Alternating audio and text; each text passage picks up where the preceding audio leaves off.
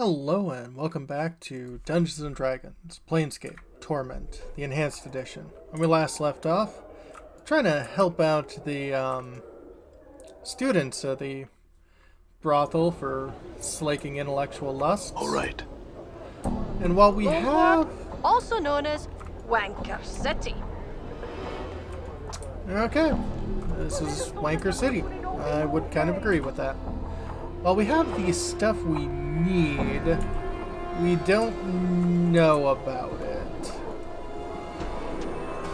So, we have to talk to somebody here about it, I believe.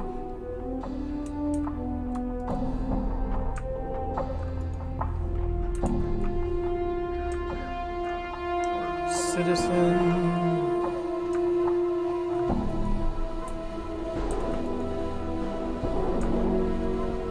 Here we go. Tori is a well-dressed, elderly woman in a gown of peach-colored and golden thread. She stands quietly, her hands folded together primly, and nods in your direction. It's then you notice that she has no pupils. Her eyes are entirely white. Greetings, sir. I'm Yavanna. Welcome to my galleria. Feel free to look around, spending as much time here as you'd like. Should you have any question regarding any of the pieces, do not hesitate to ask of them. I had some questions, Yavanna. One moment, sir. Your voice. It is heavy with age and wounds. Would you be so kind to permit me to touch your face? Yes, go ahead.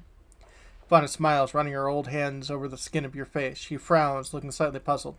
So many scars, both old and new. They seem to... She touches the side of your throat, flushes, then pulls away. Pardon me, sir. I was just curious to see how far they went. It's fine. They're everywhere. My whole body is scarred. Yavanna nods. I have some questions. Of course, sir. Please ask. Have you ever come across anything like the writing in this Dodecahedron? Yavanna runs her fingertips over the engraved lettering on the journal. No, I have not. You may want to ask a proper linguist. You might find one at the Civic Fest Hall. I had another question. I had a question about one of the pieces. Oh, which one of the pieces? The dark birds of Acanthus. Updated my journal. All of them are chipped from the great magical sheet of black infinite ice that rests on the black belly of the plain of Acanthus. Yavanna paused, chapping her chin. Said the sheet of ice is the final destination of the river Styx, and that the recollections and all that have plunged in the Styx memory-destroying waters lie frozen within the ice. If the waters from the Styx destroy one's memories, would the ice from Acanthus do the same? I could assume so, yes. That's all I wish to know. Farewell. Okay, now that we know this stuff works. I'm gone. Okay. Yeah, I was just, I was being too hasty.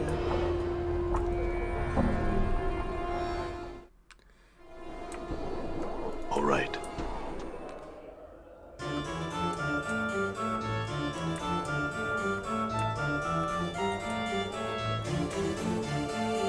But let's see here.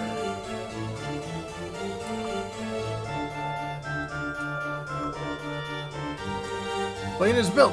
The goal of it all, petitioners to accomplish. So cast away the tattered cloak of this life, and treacheries of lies and lying and knowing a life without.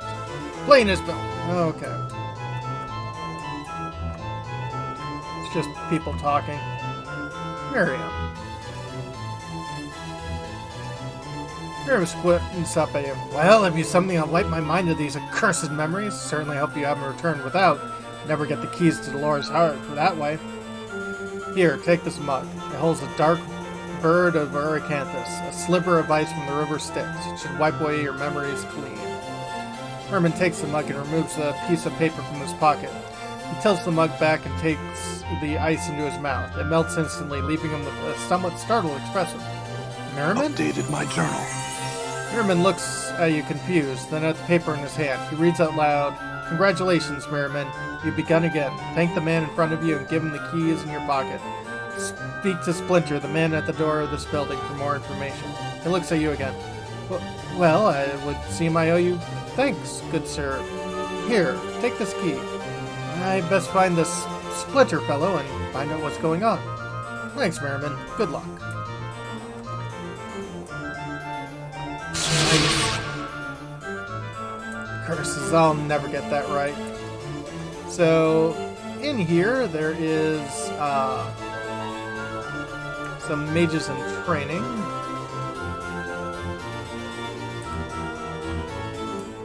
And if there are mages in training, I would think that there is a mage teacher.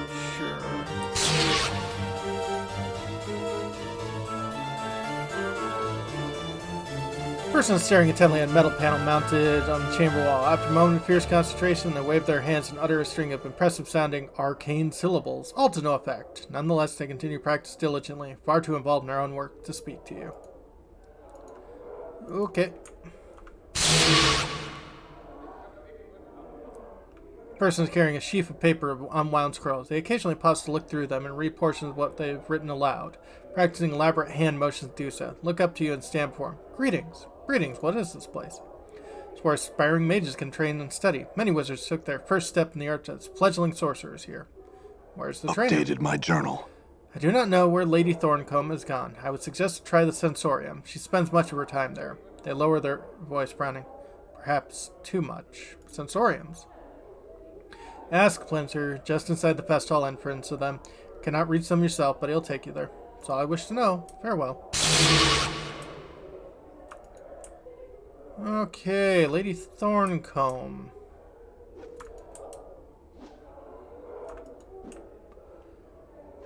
Good to know, but first I would definitely like to complete some of these quests.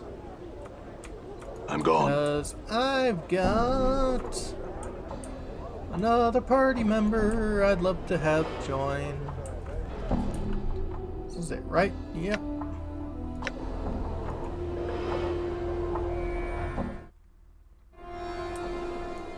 All right. Okay, so let's see here.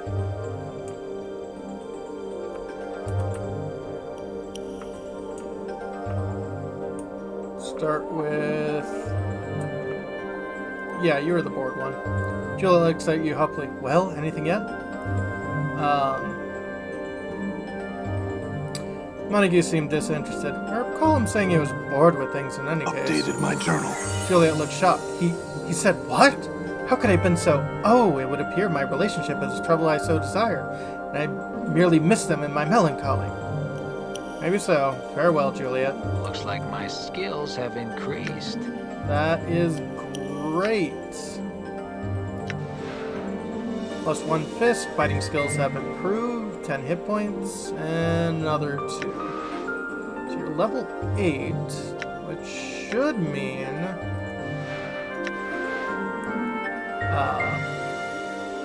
Examine Ingris's teeth. Can't shake the resemblance to ivory bugs. Get the feeling they're looking at you expectantly, letting some come in.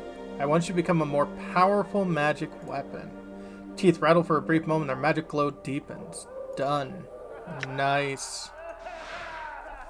+2 crushing damage. Nice, nice, and nice.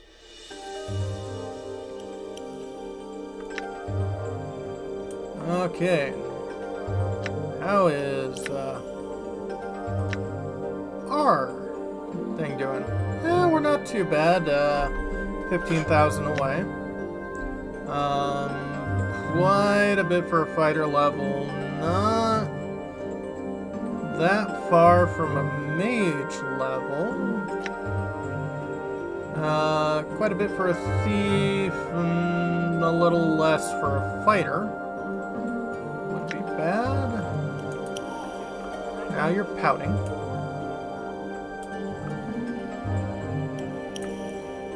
And then I think I want to talk to Delora. Laura's asked Flash Steve, did you find him? Has he agreed to return the keys to my heart? Yes, I have the keys to your heart. Here they are. Updated my journal. At last, she takes the keys from your grasp. Her hand brushes against yours. Her skin is dry, but icy to the touch, like cold metal. These will be of great use to me. I thank you. Of course, Delora, I had some questions. Of course, I will answer what I can.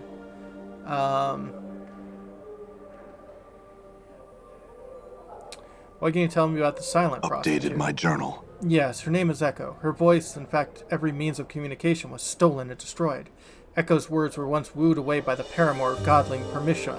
Permishma, in a jealous rage, tore away Echo's voice, sealed it within a crystal vial, and hurled it into Megalomadrama's maw. Megalogemdrag? Whatever.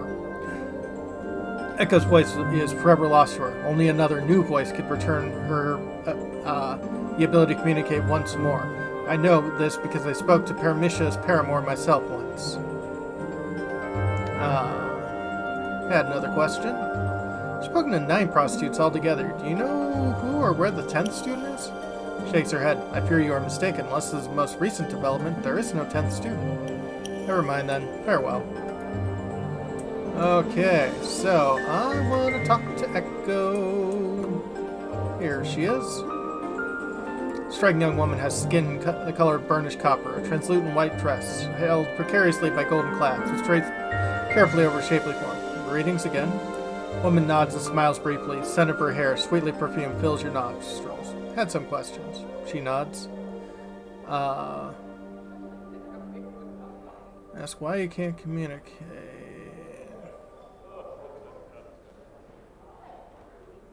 You know the word that'll undo the multiverse if spoken? Her eyes wide in surprise. She gives you a beaming smile, rolling her eyes and shaking her head. That's all I wish to know. Okay, maybe I have to use this from...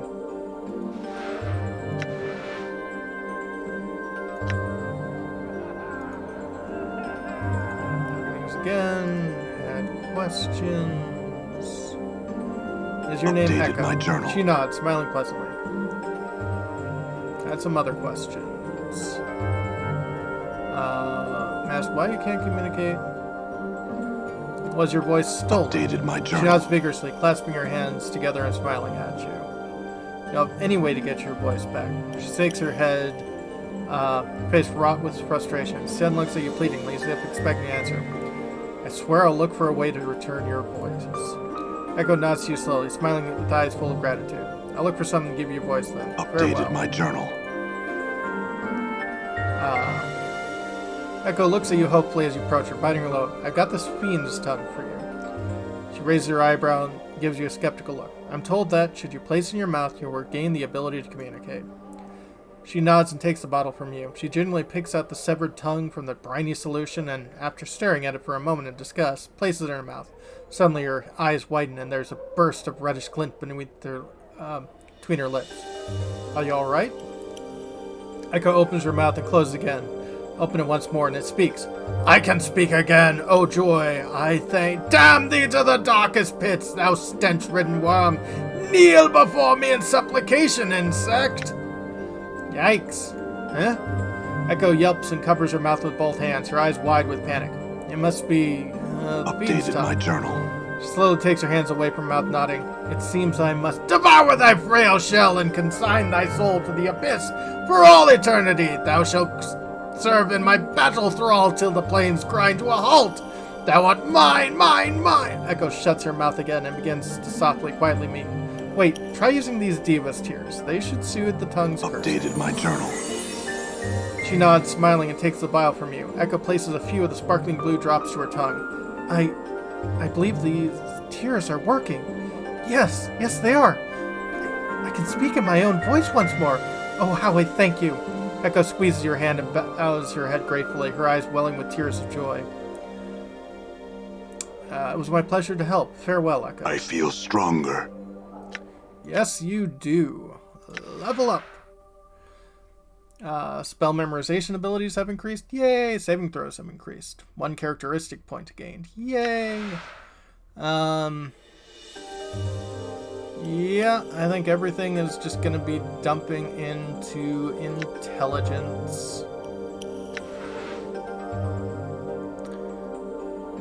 Your intelligence spans that amount. There is no limit to the amount of spells you can put in your spell book. Yay!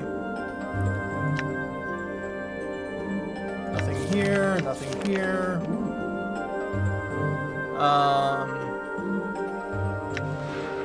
Shield.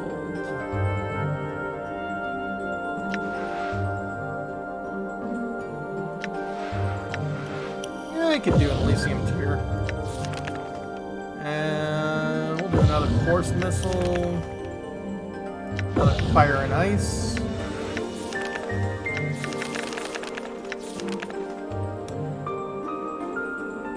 And since we're level 11, I want to say that...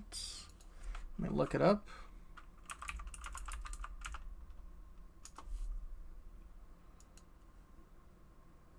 +11, Ballista fires at the target.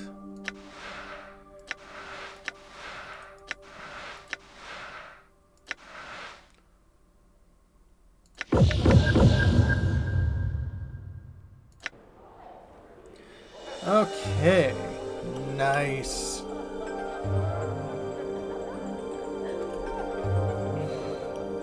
Greetings, sir, and well met once more. Hello, Echo. I had some questions. She nods. Spoken to 9 prostitutes altogether. Do you know who or where the 10th student is? Echo looks puzzled. I know of no 10th student. Perhaps she is new? There's another. I've not met her. That's all I wish to know. Farewell.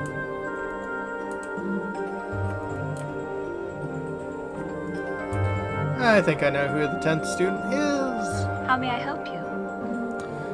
I had some other questions I wanted to ask you. Yes?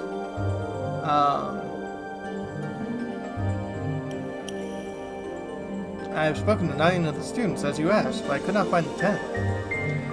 And you could not find the 10th student? How curious. So you can either say Lewis is a 10th student, but, yeah, I think she's really referring to us. I'm thinking 10th student is me, in which case I've spoken to all of them. She nods. Very well, and your thoughts?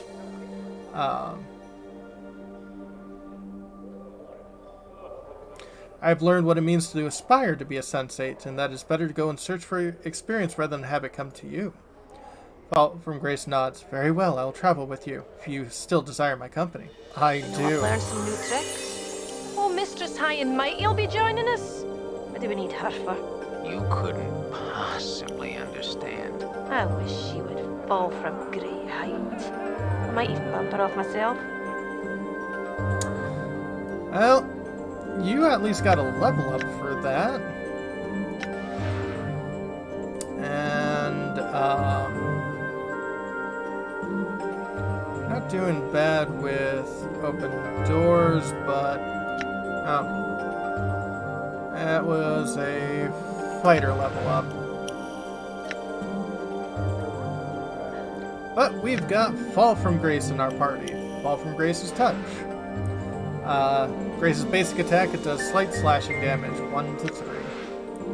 Fall from Grace's Chastity Bodice. The bodice is made from tanned hide of some creatures. Despite its prim and proper appearance, it does little to detract from Grace's sensuality. The bodice possesses no known power other than some minor enchantments that prevent it from being dirty or repairs minor tears in the fabric. And her diary. The diary looks made of paper-thin silver sheets, a engraving of a woman on the cover of the text. There's a small lock on the side of the book. No matter how you try, the lock resists your attempt to open it. Well, let's be nice then. But yes, and Fall from Grace's Earrings. +1 to all saving throws, +5 resistance to magic. That's nice. Fall from Grace's Earrings, they give her a slight amount of protection from spells and other magic. And like almost everything else, they look really good on her. But she is... Yes. the only priest in the game. So, Bless, 1 to hit, 1 saving throws for all creatures, Cure Light Wounds. Very nice. And Protection from Evil, not a bad thing. Aid, ooh, they made Cure Moderate Wounds a level 2 spell. And Spiritual Hammer, nice. Call Lightning, always nice. Prayer, remove Curse, Prayer, Flame Walk, Speak with the Dead. Luckily, I can speak with the dead and remove curses myself. Spell gives single target +2 on saving throws against any fire-based attack. Yeah, it's not bad. Cure serious wounds, very nice. But yes. Priest, yay. And statistics, She is a sensate, lawful neutral, 42, 19 charisma, to be accepted from a succubus, 16 con, 16 dex, only 16 wisdom. We might have to help you out with that. 16 intelligence and 13 strength. I'm gone. But hey, we've got nearly our full party. But when we come back, I think we're going to need some new threads for both Anna and Fall from Grace here. Have a good one, folks.